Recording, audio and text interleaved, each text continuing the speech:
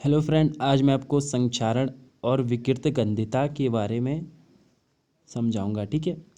तो गाइज़, मैं आपको ये विश्वास दिलाता हूँ कि अगर आप ये वीडियो पूरी एंड तक लास्ट तक देखोगे तो 100% आपको संक्षारण और विकृत गंधिता समझ में आएगा। ठीक है। और आप इसे कभी नहीं भूलोगे। तो गाइज़, वीडियो शुरू करने से पहले मैं आपसे एक रिक्वेस्ट ज़रूर करूँगा कि अगर आप चैनल पर नए हैं तो सब्सक्राइब कर लीजिए और साथ में घंटी भी दबा लीजिए। तो गाइज़, चलिए वीडियो शुरू करते हैं। तो गाइज़, यहाँ पे मैं एक एग्जांपल देता हूँ। एग्जांपल से आपको चुटकी में आप इसे समझ पाएंगे। ठीक है। तो गाइज़, यहाँ पे मैं एक कील लेता हूँ। ठीक है। कील तो आप सब लोग जानते होंगे। ठीक है।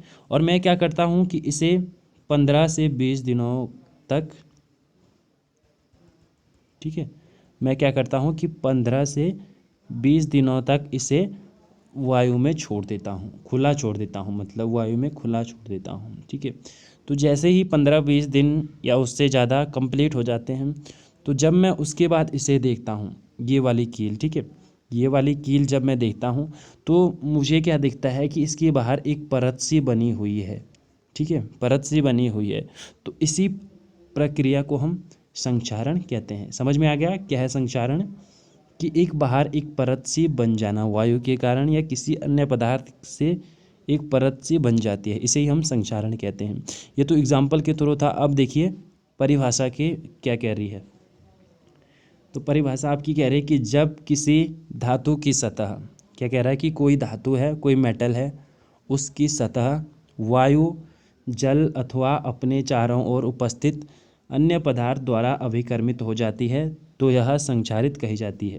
क्या कह रहा है कि कोई मेटल है, तो जब इस मेटल की जो सतह है, इसका जो सरफेस है, ठीक है, अगर ये क्या हो, किसी पदार्थ द्वारा, जैसे कि वायु हो गया या फिर जल हो गया या फिर नमी या कुछ अन्य पदार्थ द्वारा अभिकर्मित हो जाए। अभिकर्मित से तात्पर्य है कि इसके बाहर एक परत सी बन जाए। ठीक है। तो इसे हम क्या कहेंगे? संक्षारण कहेंगे। इस प्रक्रिया को हम संक्षारण कहेंगे। ठीक है, समझ में आ गया क्या है संक्षारण? कि किसी धातु की जो सतह है वो क्या हो जाती है? अभिकर्मित हो जाती है। किसके कारण? वायु, जल या किसी अन्य पदार्थ के कारण। तो इस प्रक्रिया को हम संक्षारण कहते हैं। ठीक है। तो चलिए, यहाँ पे एक उदाहरण भी है, लोहे पर जंग लगना। ठीक है। आप देखते होंगे कि लोहे की कई ऐसी वस्तुएं होती है जो काफ़ी पुरानी होती है। ठीक है। तो उनके बाहर एक परत सी बनी होती है। आपने कभी अगर गौर किया होगा तो कई ऐसी लोहे की ऐसी वस्तुएं होती है जिनके बाहर रेड रेड टाइप का एक परत बनी होती है। तो इसे ही गाइज हम संक्षारण कहते हैं। ठीक है, समझ में आ गया? तो चलिए, संक्षारण तो क्लियर होता है। इसके बाद विकृत गंधिता देखते हैं। तो विकृत गंधिता देखते हैं। ठीक है। यहाँ पर भी पहले एक उदाहरण दूंगा, उसके बाद परिभाषा बताऊंगा। ठीक है गाइज।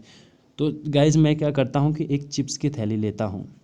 ठीक है, क्या करता हूँ, मैं एक चिप्स की थैली लेता हूँ और उसे ऊपर से कट करके, ठीक है, माना ये आपकी चिप्स की थैली है, तो मैं यहाँ से इसे कट करके और 1-2 दिन के लिए इसे मैं बाहर खुला छोड़ देता हूँ। ठीक है, खुला छोड़ देता हूँ। जब 2 दिन के बाद मैं इसे चेक करता हूँ, इसका टेस्ट करता हूँ, तो मुझे इसका जो है, जो टेस्ट है वो कुछ अलग सा लगता है।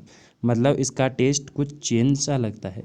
तो इसे ही गाइस हम विकृत गंधिता कहते हैं। समझ में आ गया क्या है विकृत गंधिता?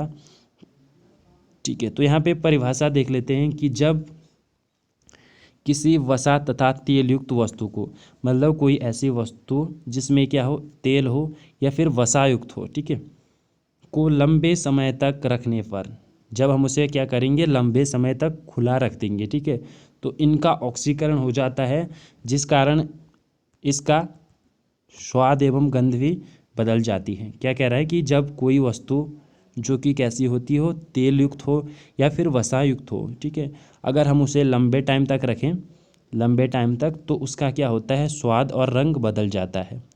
ठीक है, यानी कि उसका क्या हो रहा है, यहाँ पे उसका ऑक्सीकरण हो जाता है, जिसके कारण उसका रंग और स्वाद भी बदल जाता है। ठीक है। तो इस प्रक्रिया को हम क्या कहते हैं? विकृत गंधिता कहते हैं। जैसे कि यहाँ पे एक उदाहरण दिया है, चिप्स की थैली में नाइट्रोजन प्रवाहित की जाती है। तो आपने चिप्स की जो थैली देखी होती है, उसमें क्या होता है कि वो फूली हुई सी रहती है। ठीक है ना? तो उसमें नाइट्रोजन इसीलिए भरी जाती है ताकि उसका स्वाद और उसका रंग चेंज ना हो, उसको बचाया जा सके विकृत गंधिता से। तो गाइज़ ये था विकृत गंधिता और संक्षारण। आई होप कि आपको समझ आ गया होगा संक्षारण और विकृत गंधिता क्या है। अगर आपका कोई डाउट है तो कमेंट करके ज़रूर पूछिए। अगर आप 10th से जुड़ी हुई सारी साइंस की वीडियो देखना चाहते हैं तो प्लेलिस्ट को ज़रूर चेक कीजिए, या फिर ऊपर एक आई बटन है, वहाँ पे मैंने आपको प्लेलिस्ट दी हुई है। ठीक है गाइज़, ये ज़रूर बताइए कि ये वीडियो आपको कैसी लगी है, और अगर आपको ये वीडियो अच्छी लगी है तो चैनल को लाइक ज़रूर कीजिएगा, सब्सक्राइब कीजिएगा, एंड थैंक्स फॉर वॉचिंग।